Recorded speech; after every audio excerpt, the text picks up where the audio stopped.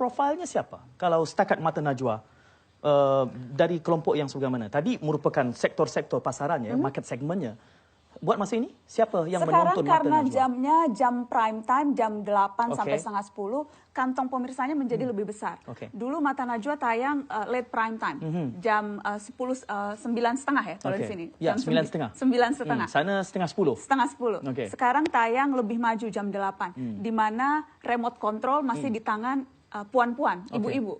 Jadi pemirsanya sekarang menjadi lebih besar, lebih banyak ibu-ibu yang menonton, anak muda lebih banyak, remaja, mahasiswa. Jadi kantong itu menjadi lebih besar sekarang. Cuma saya tak pasti kenapa setakat di Twitter tadi saya tengok semua lelaki. Oh masa sih? Apakah itu followernya Said? Saya tak pasti kerana yang tanya tentang pukul 9 Jakarta atau Kuala Lumpur itu lelaki juga. Masa sih? Okey, 0322858575, Anda boleh manfaatkan ruang ini. Sudah pun ada pemanggil dari mana ini? Negeri Sembilan, orang Malaysia bertanya orang soalan. Malaysia. Orang Negori. Boleh? Orang Negori, minat sangat dengan rancangan ni. Ya, siapa ni? Siapa yang minat saya sangat? Mirjana, di Bandar Seri Jempol. Bandar Seri Jempol. Okey, silakan. Silakan bersama. Pernah tonton Mata Najwa? Belum lagi, tapi saya sangat terpaku lah dengan kata-kata Najwa tadi. Sangat seronok mendengarnya. Walaupun berlainan negara, tapi tetap seronoklah mendengar. Boleh faham tak disebut gurih tadi? Sangat petah berbicaranya. Okey, boleh berdialog, silakan kalau ingin bertanya soalan kepada Najwa. Tadi siapa namanya? Namanya Amy dari Negeri Sembilan. Amy. Halo Amy. Saya. Hello. Sudah pernah ke Indonesia? Belum lagi, mungkin akan datang. Insya Allah harus mampir. Saya ajak ke Mangga 2 nanti. Iya. Dia saja diajak. Iya. Saya nggak perlu diajak, dia pasti mau ikut. Jadi tidak perlu diajak lagi, pasti ngintil. Amy, boleh saya tanya soalan Amy? Boleh. Apa sebenarnya yang menarik perhatian Amy Najwa ini? Apa kekuatannya sehingga Amy terpaku dan ingin berdialog bersama Najwa?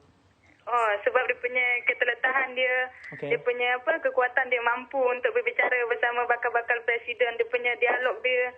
Dia memang hebatlah. Alhamdulillah, terima kasih banyak. Jadi Amy harus lungsuri YouTube dan tonton di situ. Untuk mengkaji lagi. Okey. Terima kasih Amy. Terima kasih Amy. Salam untuk keluarga. Salam untuk keluarga.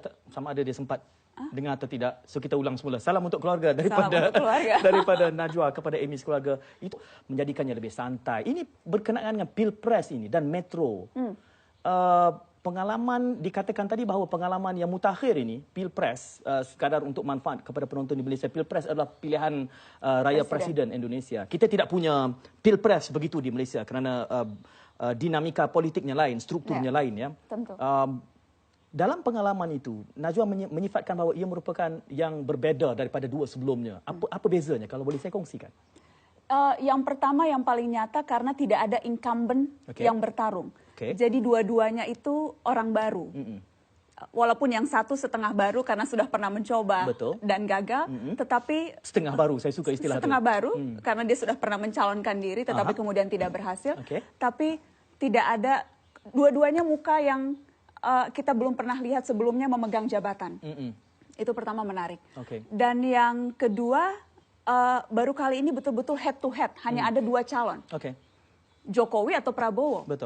Dan karena dua head to head, persaingannya menjadi sangat tajam, sangat ketat. Dan suasananya karena persaingan tajam menjadi emosional. Pendukung Jokowi, pendukung Prabowo, very heated arguments, seringkali dalam show-show. Dan yang ketiga juga yang menarik kita lihat, partisipasi orang semangat sekali. Semuanya mau ikut campur dalam pemilu.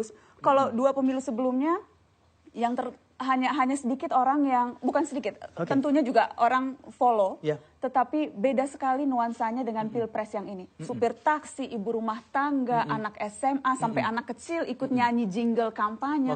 Semua orang. Yang memperkasakan itu siapa? Media? Tentunya media juga. Kalau selain daripada media, apa yang menjadi katalis kepada realiti baru ini? Mungkin. Mengapa berbeda daripada sebelumnya? Apa yang berbeda dahulu berbanding sekarang sehingga memungkinkan perubahan itu berlaku dalam Pilpres yang mutakhir? Saya rasa orang sekarang memang paradigmanya berbeda. Mereka merasa karena baru, mereka ada kesempatan untuk paling tidak mengulangi kesalahan yang lama. Itu pertama. Kemudian juga partisipasi publiknya itu betul-betul menyentuh.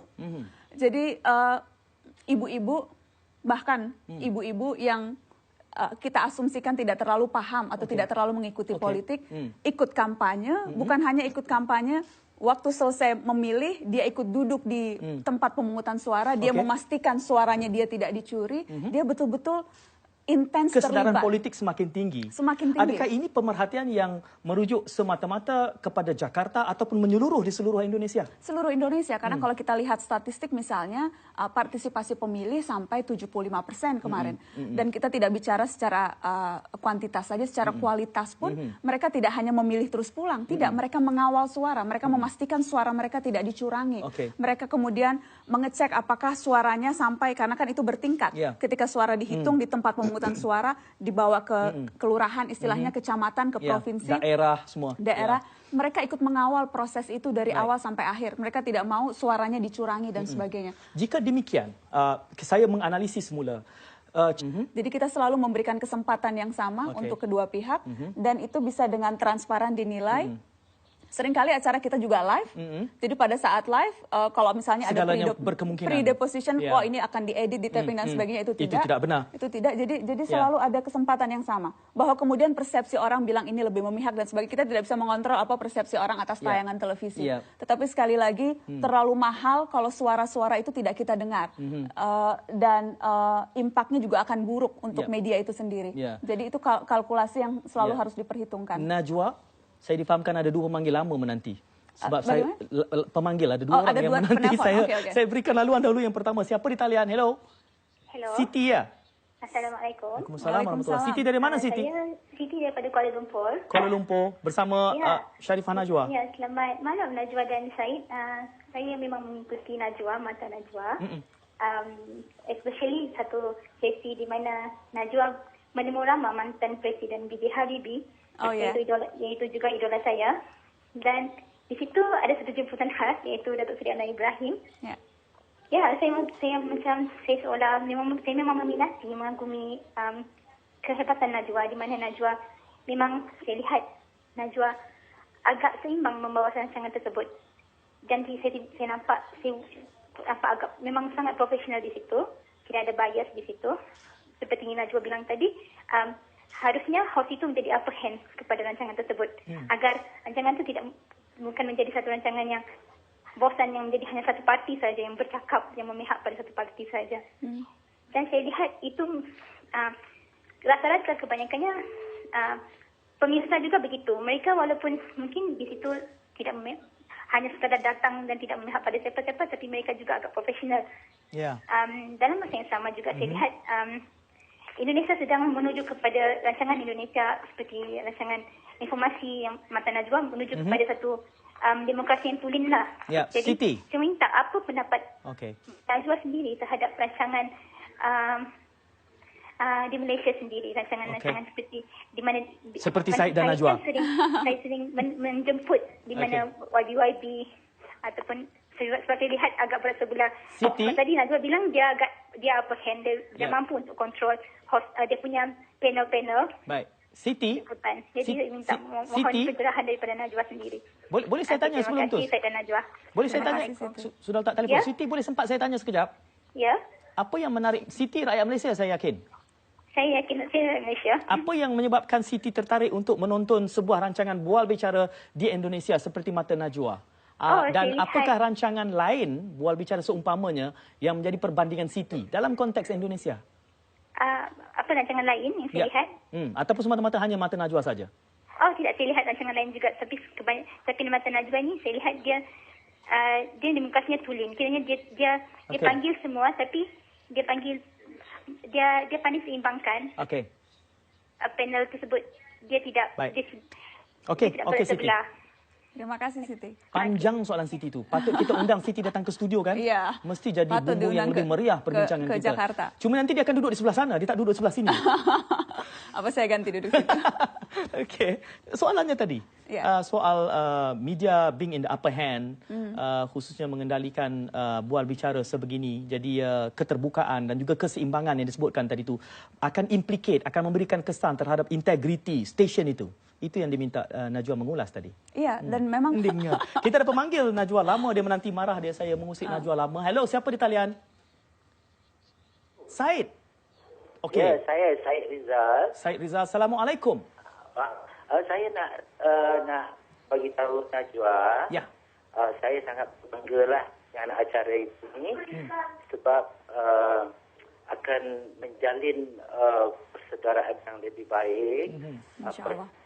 Lebih baik dan insyaAllah dengan mata Najwa ini ada mata-mata yang lebih baik dari mata kita semua serupun terbentuk mata yang lebih indah, lebih kata orang tu serumpun, bersaudara, adik-beradik macam itulah. InsyaAllah Najwa saya minta boleh membuat suatu rancangan TV.